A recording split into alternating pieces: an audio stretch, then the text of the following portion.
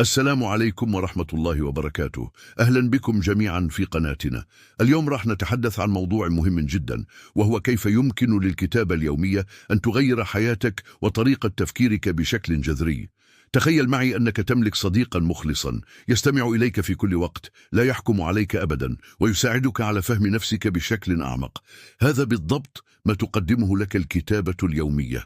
كثير منا يعتقد أن الكتابة اليومية مجرد سرد للأحداث اليومية، لكنها في الحقيقة أكثر من ذلك بكثير.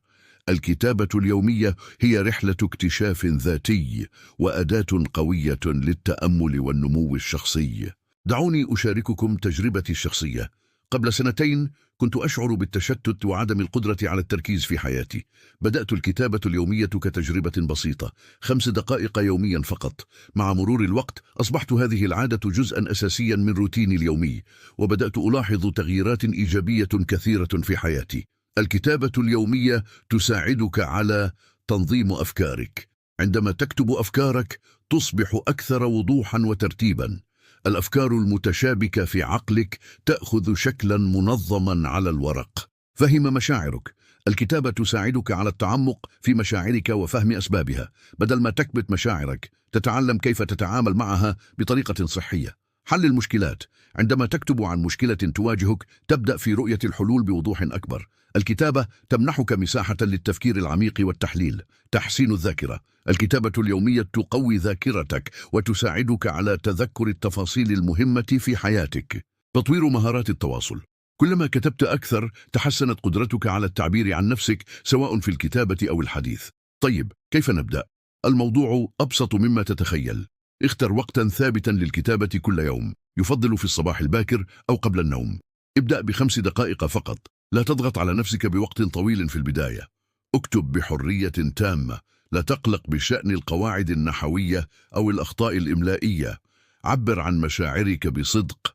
دفترك مكان آمن لأفكارك ومشاعرك. اكتب عن أي شيء يخطر ببالك: أحلامك، مخاوفك، أهدافك، أفكارك. من التحديات اللي قد تواجهك في البداية: ما عندي وقت. خصص 5 دقائق فقط. كلنا نقدر نلاقي 5 دقائق في يومنا. مش عارف أكتب إيه؟ ابدأ بوصف يومك أو مشاعرك الحالية. خايف حد يقرأ اللي بكتبه؟ استخدم تطبيق رقمي محمي بكلمة مرور، أو احتفظ بدفترك في مكان آمن. اكتب بحرية تامة. لا تقلق بشأن القواعد النحوية أو الأخطاء الإملائية. حل المشكلات. عندما تكتب عن مشكلة تواجهك، تبدأ في رؤية الحلول بوضوح أكبر. الكتابة تمنحك مساحة للتفكير العميق والتحليل. الكتابة اليومية تساعدك على السلام عليكم ورحمة الله وبركاته. أهلا بكم جميعا في قناتنا. اليوم راح نتحدث عن موضوع مهم جدا، وهو كيف يمكن للكتابة اليومية أن تغير حياتك وطريقة تفكيرك بشكل جذري. طيب، كيف نبدأ؟ الموضوع أبسط مما تتخيل. تنظيم أفكارك. عندما تكتب أفكارك تصبح أكثر وضوحا وترتيبا. الأفكار المتشابكة في عقلك تأخذ شكلا منظما على الورق. تفكيرك يصبح أكثر وضوحا وتنظيما. قراراتك تصبح أكثر حكمة. علاقاتك تتحسن لأنك تفهم نفسك أفضل. تصبح أكثر إبداعا وإنتاجية. تطوير مهارات التواصل. كلما كتبت أكثر، تحسنت قدرتك على التعبير عن نفسك، سواء في الكتابة أو الحديث. من التحديات اللي قد تواجهك في البداية: عبر عن مشاعرك بصدق. دفترك مكان آمن لأفكارك ومشاعرك. فهم مشاعرك. الكتابة تساعدك على التعمق في مشاعرك وفهم أسبابها.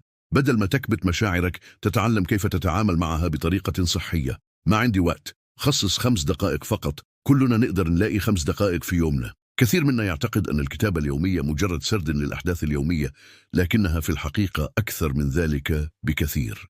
الكتابة اليومية هي رحلة اكتشاف ذاتي وأداة قوية للتأمل والنمو الشخصي. دعوني أشارككم تجربتي الشخصية. قبل سنتين كنت أشعر بالتشتت وعدم القدرة على التركيز في حياتي. بدأت الكتابة اليومية كتجربة بسيطة، 5 دقائق يوميا فقط.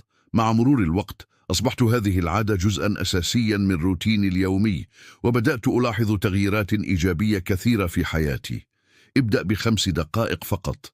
لا تضغط على نفسك بوقت طويل في البداية. مع الوقت ستلاحظ تغييرات إيجابية كثيرة. تفكيرك يصبح أكثر وضوحا وتنظيما، قراراتك تصبح أكثر حكمة، علاقاتك تتحسن لأنك تفهم نفسك أفضل، تصبح أكثر إبداعا وإنتاجية. الكتابة اليومية مش مجرد عادة، دي رحلة اكتشاف ذاتي وتطور شخصي. كل يوم بتكتب فيه بتخطو خطوة نحو نسخة أفضل من نفسك. وقبل ما أختم عايز أشارككم نصيحة مهمة: ما تحكموش على كتاباتكم. الهدف مش إنك تكتب رواية أو مقال احترافي، الهدف إنك تعبر عن نفسك بصدق وحرية.